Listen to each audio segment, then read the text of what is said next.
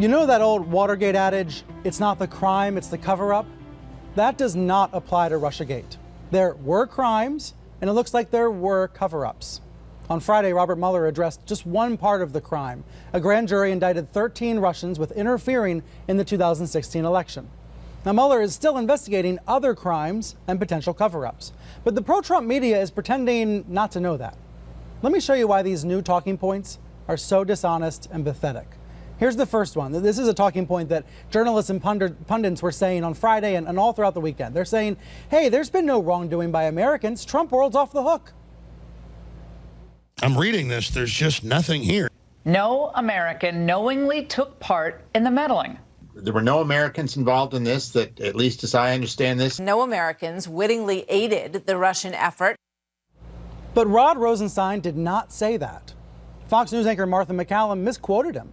Here's what Rosenstein actually said. Now, there is no allegation in this indictment that any American was a knowing participant in this illegal activity. Did you catch that? No claim in this indictment about this activity. He's leaving the door wide open for further indictments and further revelations. And he has to, because he knows Mueller is still investigating. That's why Sean Hannity is being so disingenuous when he says, hey, look, the indictment doesn't prove collusion. It does not say that Donald Trump colluded with the Russians. It does not say that anybody on the Trump campaign colluded with the Russians. In this process, there was no collusion, as you just pointed out. There's no collusion now. There was no collusion yesterday. There was no collusion last year. There's no collusion that's going to happen tomorrow. There's no collusion. Read the indictment. Well, he's right that everyone should read the indictment. But these hosts and talking heads are doing a disservice to their viewers when they pretend like the probe is over. It is just plain dishonest. Here's the thing. If more indictments are handed down, if Americans are implicated, these guys are just going to move on to a whole new talking point. They're going to say something like, you can't prove Russians swayed a single vote. Or they'll say, this was all Obama's fault. Actually, they are already saying that.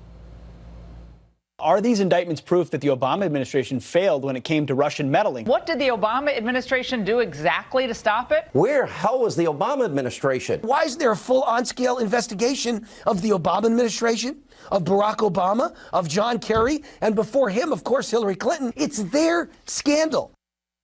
Obama's actions have been scrutinized, rightly so. His government did try to alert the public about the Russian attack as it was happening, but there's widespread agreement that they should have done more. Let's get into this further with Karen Tumblety. She's an opinion columnist with The Washington Post. Lachlan Marquez, a reporter at The Daily Beast. And Sam Vinograd, a CNN national security analyst and a former National Security Council advisor in the Obama administration.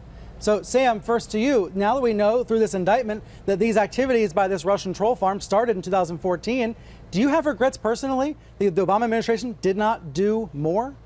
Well, I had left the Obama administration by 2014, but certainly I think all Americans have regrets that we didn't do more to counter Russia's attack. But at this point, we have to look at the post game, but we also have to look at what's going on right now. And Brian, my best advice from a national security perspective right now is sadly to unfollow President Trump. His Twitter feed, which is arguably... Wait, to unfollow the president on Twitter? Why? Indeed. His Twitter feed, which is arguably U.S. policy, is filled with gross inaccuracies, misinformation, disinformation, and lies. And that makes Vladimir Putin very happy. Remember, Vladimir Putin's whole goal here is to spread misinformation and to divide the American public. But there's an argument now on both sides that we're hearing, from you on the left and from Trump on the right, to say the Russians are trying to sow discord. Don't let it happen. Unite as a country. That's the new talking point, that we all have to unite as a country. Yeah, and we do. And we need to look at the external enemy, which is Russia. And the president should maybe start there and in his tweets not attack the FBI, not attack Democrats, not attack the media, and maybe for once say Vladimir Putin is attacking our country. Here's what we're going to do about it. Let's go a little deeper on what we learned on Friday through these indictments and also how the news broke. I mean, Karen Tumblety, why is it that the only office in D.C. that doesn't leak is Robert Mueller's office? How is it possible that every time he has caught the press by surprise? Yes, it was extraordinary. And it was also extraordinary to see Rod Rosenstein himself out there talking about these indictments. The fact that the immediate reaction of Trump and his allies is to not talk about what the indictment does say, but to talk about points that it doesn't say, and in fact doesn't even address, tells you how they were all sort of set back on their heels by this. And you think about the obvious reaction is to look at what the indictment says and then to say, how are we going to deal with this? How are we going to address this? You look at the president's tweets this morning and try to imagine if Franklin D. Roosevelt, after Pearl Harbor, had gotten on the radio and said that Tokyo was laughing at us, to use a little less crude phrase than he did. Sure. That is not what is called upon a president to do right now. You know what's going to happen, though, Karen? Someone on Fox News is going to take what you just said. They're going to say, how dare you compare this to Pearl Harbor? It is an attack on our country. It is an attack on our country with use of 21st century means.